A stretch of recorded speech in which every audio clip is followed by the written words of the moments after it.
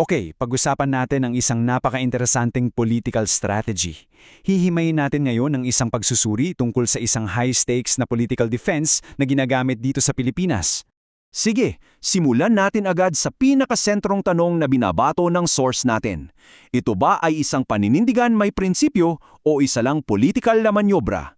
Ano nga ba talaga ang papel ni Navotas City Representative Toby Tiangco sa issue ng impeachment ni Vice President Sara Duterte? So ayon sa source, may dalawang paraan para tingnan to.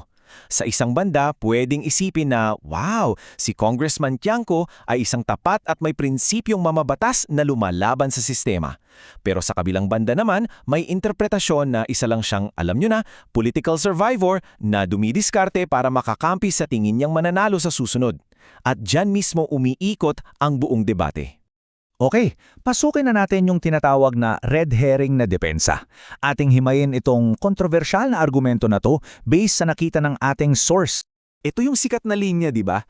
1,000,000% hindi nila maaareglo. Ang sinasabi basically ni Tiangco dito, simple lang. Yung impeachment daw, hindi yan tungkol sa pananagutan. Ang tunay na dahilan daw, takot lang yung mga kalaban niya sa politika sa isang future President Duterte na hindi nila kayang diktahan o kontrolin. Yun daw ang punot dulo nito. At dito nagiging interesante. Kasi ayon sa source, itong diskarte na to, hindi raw isang legal na depensa. Isa raw itong logical fallacy. Ang tawag, tukuko. Parang sinasabi mo na, bakit ako ang tinitira nyo? Kayo rin naman. Or yung tinatawag na you also fallacy. Basically, sinisiraan mo ang argumento ng kalaban mo dahil hindi rin naman sila perfecto. So anong ibig sabihin yan sa kasong ito? Ang sinasabi ng source, ginagamit daw ni Tiangco yung totoong issue ng korupsyon sa flood control para ilihis ang usapan. Para tayong ilayo sa mga alegasyong mismo laban sa vice-presidente. Gets nyo? Gumagamit ng isang lehitimong issue para pagtakpan yung isa pa. Yan ang red herring. At ito, perfect example daw to. Nung tinanong si Congressman Tiangco kung kumalas na ba siya sa Pangulo, ang sagot niya, "Am I still with them?" Sagot ba yan o tanong din? Ayon sa source, ito yung tinatawag na performance of ambiguity. Isang sagot na hindi naman talaga sagot. Ang goal, magmukhang neutral or independent pero sa totoo lang, may pinapanigan pa rin. So yan yung isang style. Ngayon, tingnan naman natin yung kabilang-kabila, yung sobrang direktang approach na ipinakita naman daw ni Representative Jude Asidre. Dito, walang paligoy-ligoy. Sabi ni Congressman Asedre, the claim is categorically false. Napakalinaw, di ba? Walang suhulan at kung may ebidensya, ilabas. Hindi niya iniwasan yung issue. Diretso niyang sinagot, tinanggi at humingi pa ng pruweba. Kitang-kita ang pagkakaiba. So, para i-summarize, heto yung dalawang approach na pinagkukumpara natin. Yung diskarte ni Tiangco, may pagka-ambiguous, inililihis yung issue at inaatake yung mga nag-aakusa. Sa kabilang banda yung kay Asidre, diretsong pagtanggi, humihingi ng ebidensya at sinasagot mismo yung akusasyon. Magkaibang magkaiba, no? At heto pa ang isang mahalagang punto ayon sa source. Ang bigat daw ng sinasabi ni Asidre ay dahil dati siyang supporter. Sabi niya, I campaigned for Vice President Duterte. At yung pagpirma niya raw sa impeachment, hindi dahil sa convenience, kundi dahil sa conviction. Ibig sabihin, may nakita siyang nagpakumbinsi sa kanya na baguhin ang pananaw niya. So eto na, diskarte laban sa ebidensya.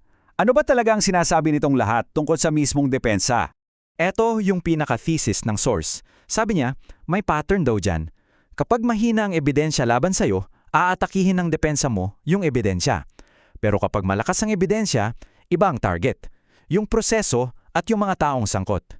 So ang logic ng source, yung mismong pag-atake ni Tiangco sa motibo ng mga kalaban, yun na rin mismo ang sign na baka mahina ang kanilang depensa sa mga aktwal na alegasyon. At ano ba itong mga ebidensyang sinasabing iniimasan daw sagutin?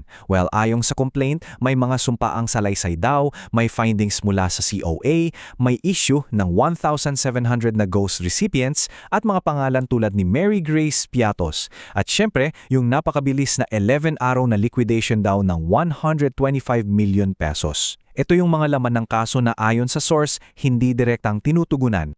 At ang resulta sa House Committee on Justice, isang napakalaking 54-1. Yan yung boto para sabihing sufficient in substance o may sapat na basehan ang impeachment complaint para umusad. Sobrang lopsided ng boto, no? At dahil sa botong yan, ano na ang susunod? Well, aakyat na ang lahat sa Senado. Dito na magaganap yung tinatawag na final battleground, ang impeachment trial. So paano ba ito mangyayari sa Senado? Okay, una, ang Chief Justice mismo ang magiging presiding officer. Pangalawa, kailangan ng boto ng 16 sa 24 na senador para makonvict. At pangatlo, at ito siguro ang pinakaimportante, pwedeng isabpina ang mga bank records. Ibig sabihin, pwedeng mabusisi ang pera na hindi kayang pigilan ng bank secrecy laws. Game changer yan, di ba? Kaya sa huli, iiwan tayo ng source sa tanong na ito para pag-isipan. Kapag ang isang depensa ay mas nakatutok sa politika, sa motibo, sa mga tao, imbes na sa mismong ebidensya, ano raw ang sinasabi nito tungkol sa tunay na bigat ng kaso? Yang ang tanong na dapat nating daladala habang sinusubaybayan natin ang mga susunod na kabanata.